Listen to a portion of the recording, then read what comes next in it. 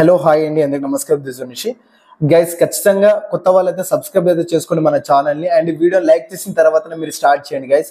So మీకు explain చేసుకుంటే నేను చెప్తాను. ఇదైతే చాలా డేటా కోసం అయితే నేను ఆ గ్రూప్లో జాయిన్ అయిపోయి కొద్ది కష్టం అయితే పడ్డాను. ఎనీవే, ఇక్కడ చూసుకుంటే ఇది 23 తారీఖు నాడు జరిగినటువంటి ఎగ్జామినేషన్, డిఎక్స్ ఎగ్జామినేషన్లో అదొక ఆ డేట్ అందరికి అలా గుర్తుండిపోయింది. సో అందులో ఒక డిస్ట్రిక్ట్ నాగర్ కర్నూలు. సో ఆ రోజు జరిగింది ఎగ్జామ్. సో అది నేను కూడా అటెంప్ట్ చేశాను.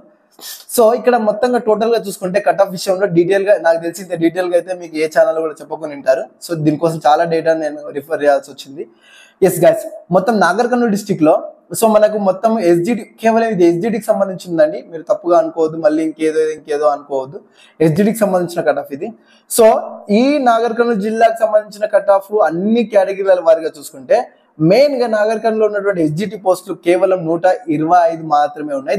దాంట్లో కూడా మనకు లోకల్ బాడీ, గవర్నమెంట్ బాడీస్ అనే రెండు ఉంటాయి కదా. సో దాంట్లో మనకు 14, 11 అనే మనకు పోస్టులు అయితే డివైడ్ చేయడం జరిగింది. సో దాంట్లోనే మళ్ళీ మనకు ఇందులో మీరు ఇంకా రాయలేదు. ఇక్కడ నేను స్పెషల్ ఎడ్యుకేషన్ 41 ఉంటాయి, ఉర్దూ మీడియం 16 ఉంటాయి. సో అవి మొత్తం 57 పోస్టులు నేను తీసుకోలేదు దీంట్లోకి. ఓన్లీ ఎస్జిడి తెలుగు మీడియం మాత్రమే తీసుకున్నాను. ఓకేనా, ఇది క్లియర్.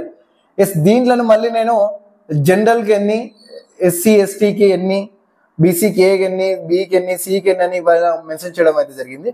సో గైస్, ఇక్కడ మనకు ఈసారి ఈ నాగర్ కర్నూలు డిస్టిక్ లో కట్ ఆఫ్ వచ్చేసరికి జనరల్లో ఉన్న 36 పోస్టులకి ఓపెన్ కేటగిరీ కింద, అంటే మనకు మేల్కు ఫీమేల్కి వచ్చేసరికి, మేల్స్కి వచ్చేసరికి ఎవరైతే పురుషులు ఉన్నారో 69+ మార్క్స్ ఉండాలి. అంటే 69 కన్నా ఎక్కువ మార్కులు ఉన్న వాళ్ళు ఇక్కడ మనకు జనరల్ కేటగిరీలో వెళ్ళిపోవడానికి అవకాశం అయితే ఉంది ఈసారి.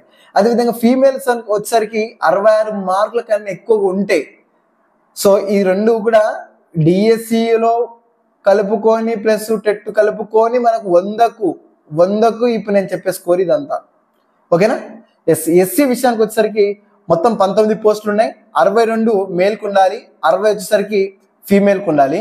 సో నెక్స్ట్ ఎస్టీకి వచ్చేసరికి 12 పోస్టులకు గాను 63 మేలు, అదేవిధంగా ఫీమేల్కి వచ్చేసరికి 58 లేదా 59 మార్కుల మధ్యలో ఉన్నా సరిపోతుంది. సో బీసీఏకి సంబంధించి 9 మార్కులకు అక్కడ 9 పోస్టులకు గాను 64.5 మరియు ఫీమేల్కి వచ్చేసరికి 63.5 అయితే ఉండవలసి ఉంటుంది. బీకి సంబంధించి 12 పోస్టులు ఉన్నాయి, 64.5 మార్కులు మేల్స్కి అయితే, ఫీమేల్కి అయితే 62.5 మార్కులు అయితే ఉండవలసి అయితే ఉంది.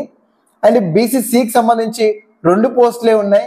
సో ఇక్కడ బీసీసీలో మాక్సిమం అయితే కట్ ఆఫ్ తక్కువ ఉంటుంది. సో కానీ ఇక్కడ 2 పోస్టులే ఉన్నాయి కాబట్టి ఇక్కడ 58 నుంచి 60 మధ్యలో ఉండాలి. ఒకవేళ ఆస్పిరెంట్స్ లేకపోతే 60 కూడా పోతుంది, అది గుర్తుపెట్టుకోండి. ఇక్కడ ఫీమేల్కి సరికి 55 ఉంటే సరిపోతుంది. సో ఒకవేళ ఆస్పిరెంట్స్ ఎక్కువ ఉంటే కొంచెం పెరుగుతుంది. సో బీసీడీలో 7 పోస్టులు ఉన్న కేటగిరీలో వీళ్ళకి ఉద్యోగం రావాలంటే ఖచ్చితంగా కేటగిరీలో 66 మార్కులు కానీ ఎక్కువ కానీ 66 మార్కులు కానీ 66 మార్కులు కానీ ఎక్కువ కానీ ఉంటే మనకు ఇక్కడ మేల్కు సేఫ్ సైడ్. ఒకవేళ ఫీమేల్కి అయితే 60 నుంచి 62 మార్కులు ఉంటే సేఫ్ సైడ్ అయితే అవుతుంది. ఇక బీసీఈకి సంబంధించి 3 పోస్టులే ఉన్నాయి. సో మేల్కి 64, అదేవిధంగా ఫీమేల్కి 60 పోస్టులు ఉంటే సేఫ్ సైడ్లో ఉన్నట్లు. సో అక్కడ నుంచి కూడా మనకు కట్ ఆఫ్ తీసుకునే ఛాయిస్ ఉంది. ఇక ఈడబ్ల్యూఎస్ క్యాండిడేట్స్ వాళ్ళకి ఈసారి అయితే కట్ ఆఫ్ అనేది నాగర్ కర్నూలు డిస్ట్రిక్ట్లో చాలా తగ్గిపోతుంది. 12 పోస్టులు ఉన్నాయి, ఒక హ్యూజ్ పోస్టులు ఇవి నన్ను అడిగితే. ఇక్కడ మేల్కి వచ్చేసరికి 58 మార్క్స్ నుంచి కట్ ఆఫ్ అయితే స్టార్ట్ అవుతుంది. నాకు తెలిసి ఇంతకైనా తగ్గుతుంది. సో నేను చెప్పాలి కాబట్టి మినిమం ఒక 58 మార్క్స్ నుంచి నేను చెప్తున్నాను. దెన్ ఫీమేల్కి అయితే ఇంకా క్యాండిడేట్స్ ఉండరు. ఇది ఎందుకు ఇంత తక్కువ ఉందంటే క్యాండిడేట్స్ ఉండరు అన్నట్టు. మెయిన్గా ఈ రిజర్వేషన్ సంబంధించినటువంటి క్యాండిడేట్స్ ఉండరు కాబట్టి సో తక్కువ అయితే చెప్పాల్సి వస్తుంది. ఈ విధంగా అయితే ఉంది. ఇక నెక్స్ట్ పిహెచ్లో వచ్చేసరికి 7 పోస్టులు అయితే ఉన్నాయి. స్పోర్ట్స్ వాళ్ళకు 2, అదేవిధంగా ఎక్స్-సర్వీస్మెన్ వాళ్ళకైతే 3 ఉన్నాయి. సో ఆ యొక్క స్ట్రెంత్ను బట్టి అది తెలుస్తుంది. సో మనకు అది అంత అక్యురసీ లేదు కాబట్టి నేను అది చెప్పలేదు. సో మాక్సిమం నాగర్ కర్నూలుకి సంబంధించిన కట్ ఆఫ్ ఇంతకు మించి ఇంకేం ఉండదు.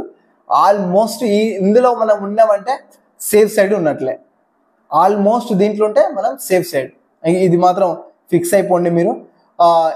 దీనికి సంబంధించిన నాగర్ కర్నూలు. మరి మీది ఏదైనా కావాలనుకుంటే మీరు సబ్స్క్రైబ్ చేసుకొని కామెంట్ చేయండి. నేను వీడియో చేయడానికి ట్రై చేస్తాను. ఇట్లా పోస్ట్ అన్ని డివైడ్ చేసి నీట్గా ఎక్స్ప్లెయిన్ చేయడానికి ట్రై చేస్తాను అన్ని కేటగిరీల వైజ్గా. ఓకేనా.